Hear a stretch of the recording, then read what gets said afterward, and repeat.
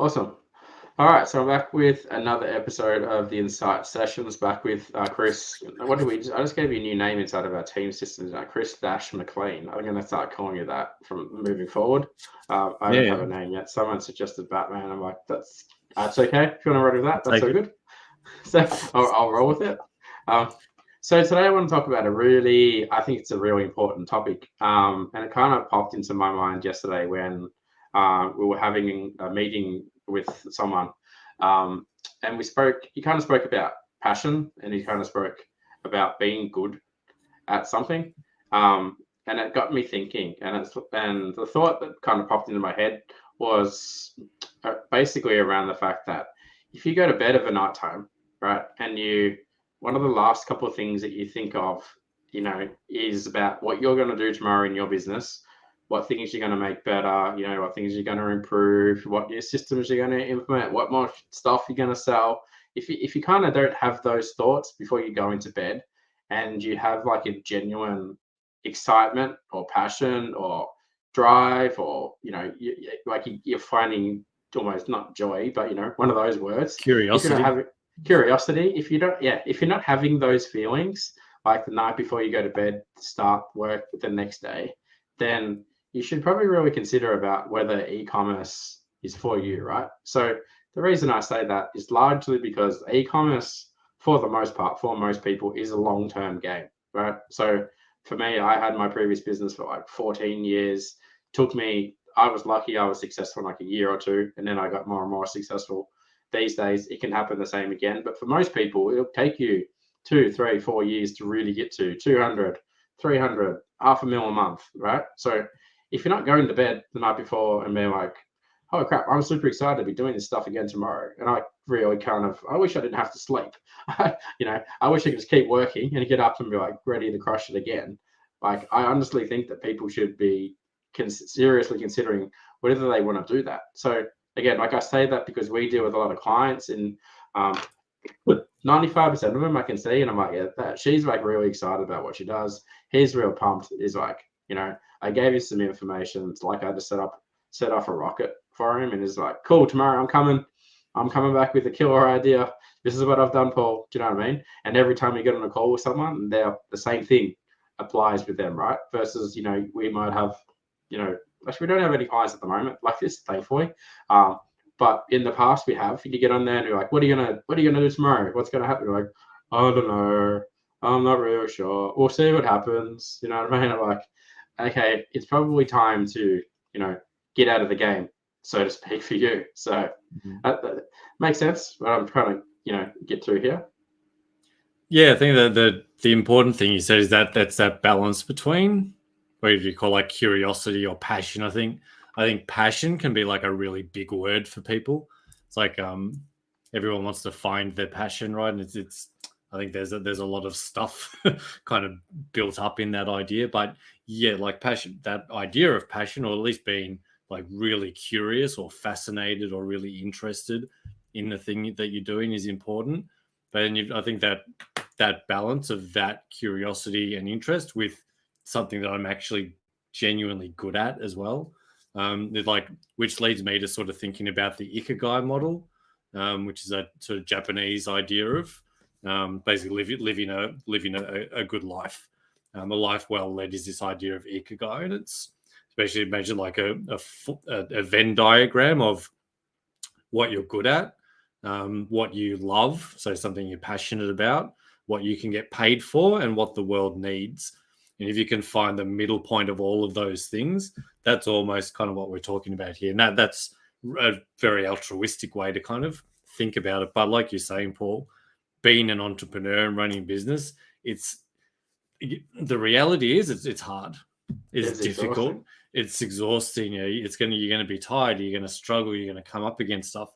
So if you don't have something that's kind of calling you forward or pulling you forward, that is interest, curiosity, passion, that kind of thing, it makes it a lot harder.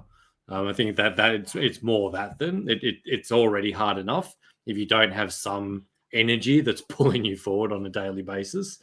Mhm. It makes it a lot harder, and that's at that point, if everything's a struggle and you don't kind of care anymore, that's where you go, well, do I change the products that I'm selling, or do I just get out of it altogether? Is it because there's a misalignment between my values and the things that I'm selling? That could be a reason as well, rather than exiting the entire game of e-commerce. Maybe my values have changed in the last few years, and I really care about sustainability where I didn't before. So I'm selling all these products that are super unsustainable and cheap and crap quality, and that no longer aligns to my value system. So maybe it's not get out of the game, but maybe it's like, how do I kind of sell what I'm selling, but do like a sustainable version? That's an example. So I think there's kind of a scale of stuff here, rather than it's kind of like people that start off selling stuff on Alibaba. They're like, I'm going to start a drop shipping business from Alibaba. It's like, because everybody's doing it, and I know that I can sell lots and lots and lots of it, and I'm not making much money, but I can sell lots of it. Excuse me. And you get into it, and after 3 months, you realize, holy crap, most of the stuff that I'm selling has ended up in landfill. Like, I sell a product that's rubbish, it breaks after 3 months, and the parent that I sold it to for their child has destroyed it in a day, and it's ended up in the bin. And you're like, I probably don't want to be doing that anymore, given that I kind of don't want the world to die. So you're like, you go to bed every night, you wake up and you're like, yeah, I don't want to be selling rubbish goes into the tip. So like you said, e-commerce and business is a game. You either want to play the game and win, or you want to play the game and kind of, you either want to win or you're going to lose, So losing is doing it, and you reach a point where you burn out because you hate it and your business sinks and you run out of money and blah, blah, blah. Or you quit. And there's so many things out there that people are like, oh, quitting's for losers and blah, blah, blah. Like, nah, it's really not. Like, you can either win or you can lose, or quitting, I think, is in the middle and go do something different. Like, it's the same, it's the same as playing a computer game. I'm sure many of us have played, Sega Master System back when we were 14 years old, and you either you beat the boss, that's cool, or you just play it for years, never beat him, or you quit and you go play another game and you get more joy playing another game. Business is exactly the same, you know what I mean? So you get up, do it, go tonight and go, cool, tomorrow I'm going to clock another level. Oh, next day I'm going to do another level. Next day I'm going to do another level. And you go, that's it, done. And again, the level in business is more money or whatever it is, or new service or blah, blah, blah, blah. If you can't get that past any more levels and you know how to do it, quit before you lose. Because I see, I speak to so many e-commerce people, and I was one of them, burnout, ended up in a recovery center for depression. Like, took me 2 years to recover. Like, you don't want to reach the point I reached. You don't want to reach the point so many other entrepreneurs reach. You know what I mean? Like, it's just it's a slippery slope. So, like, coming full circle again with what we're talking about, like, again, find your business, and probably a bit more that I want to dig into it as well, but find something that you're passionate about, but more importantly, find something that you're good at or you can get good at, because when you're good at it and you're passionate about it, then you'll do really well. If you're not good at it and you're not passionate about it, please don't do it. Go find something else to do altogether, right? Yeah. So those two things kind of feed each other, right? If you're really passionate about something, but you suck at it, yes, passion can kind of keep you going, but that's really good for like a hobby, right? I might suck at playing guitar, but I really love it, and I just love strumming away and doing, but I don't have to go on stage and make money from it. So that's kind of where that Ikigai model is a really interesting model for this kind of thing. But on the other hand, if you're really good at something, but like I might be really good at, I don't know, mathematics, but that doesn't really help me I'm not passionate about it, then I can do it, but I'm not going to enjoy doing it. So you getting into a different state there. So I think that combination at a basic level is, like I say, here's something I'm good at and that I can get better at, and I actually want to get better at it because I'm curious and interested and fascinated and passionate about learning the game and getting better at the game and making more money and spending more time with my kids and building this thing that's going to be a legacy or whatever. So I think at a minimum, those two things kind of, there's an interplay between those two components of passion, curiosity, interest, and I'm good at it.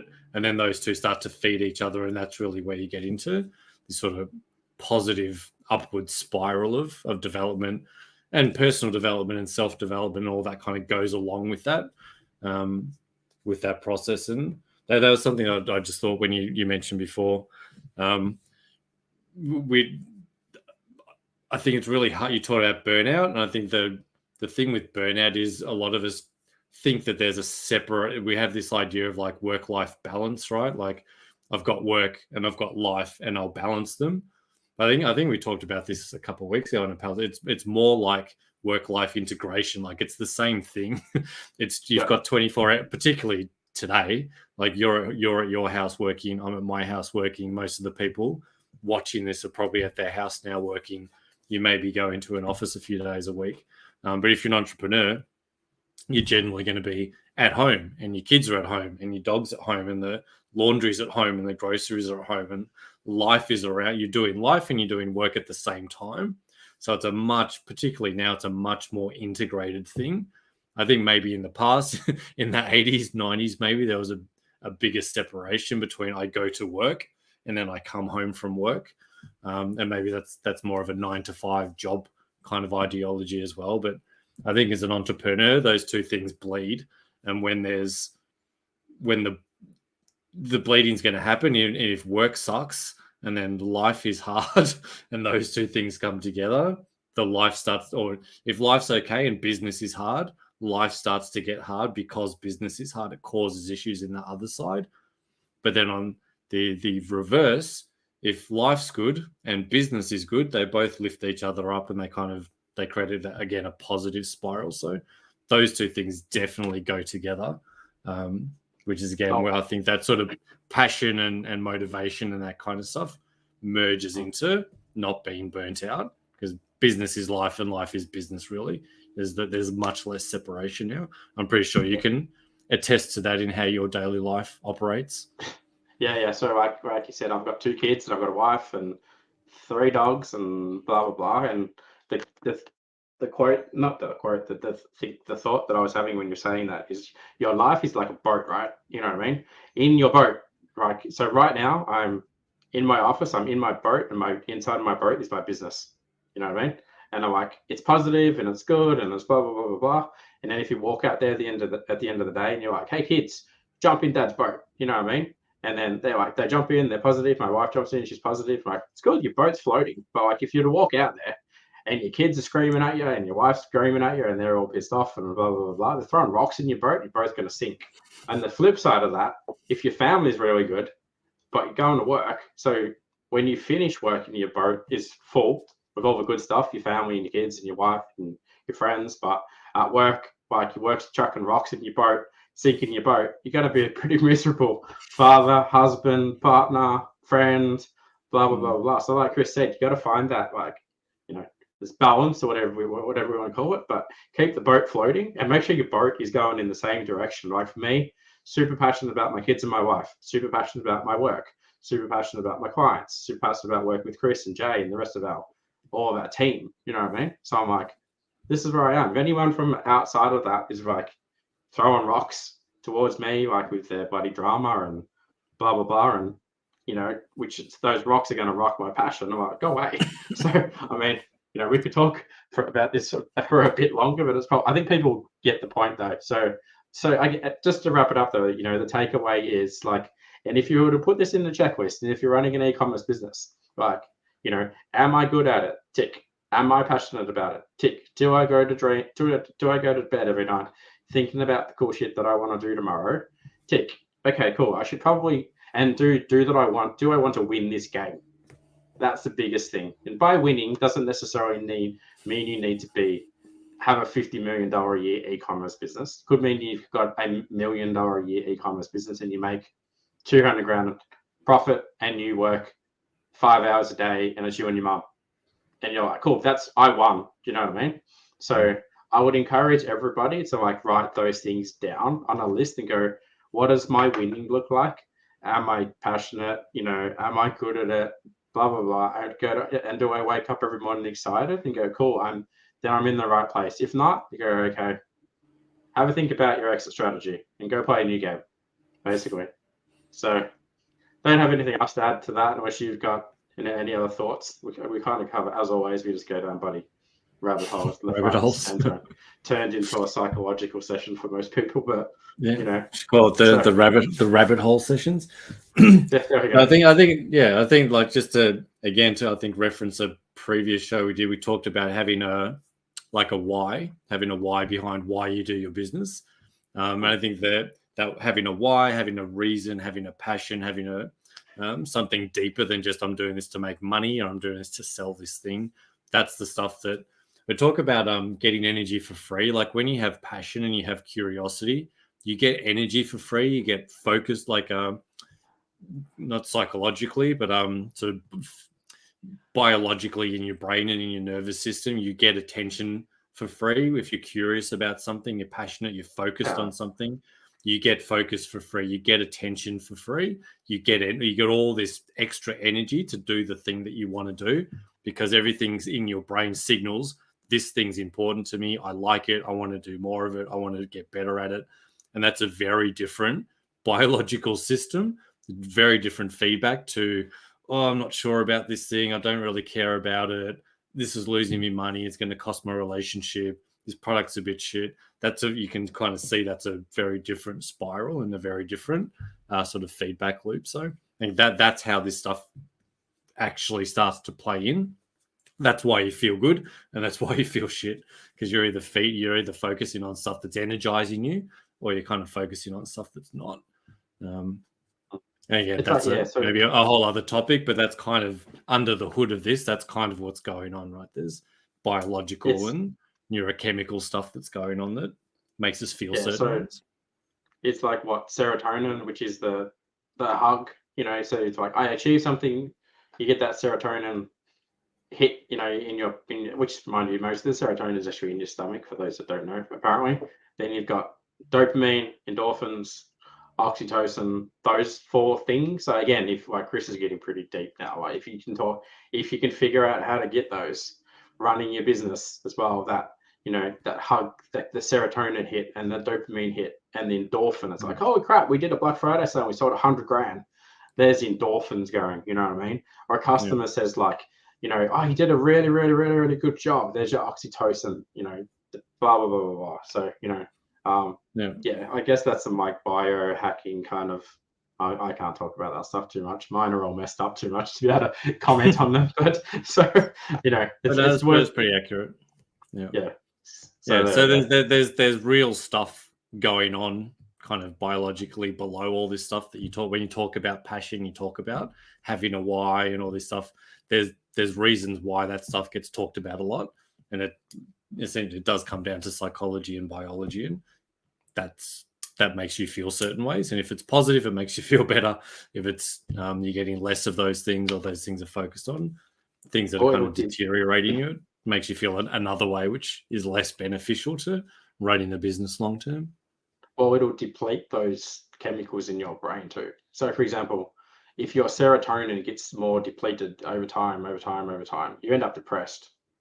You know what I mean? So, like I said, if you wake up every morning and you're like, oh, I don't want to do this, I hate it, and that goes from like hate to dread to despair to blah blah blah blah. Like that's because you're like running out of serotonin and stuff, and you're not, you're not eating properly and blah blah blah to build it up, but you're not getting the natural releases as well. So, I probably don't. I'm certainly not an expert. I spend a lot of time looking at this stuff to help with my own mental health things, but maybe if there's any psychologists out there that watch this, please feel free to throw some educated comments on the post. But I guess we might wrap that up there for this episode anyway. So hope you got a lot out of it.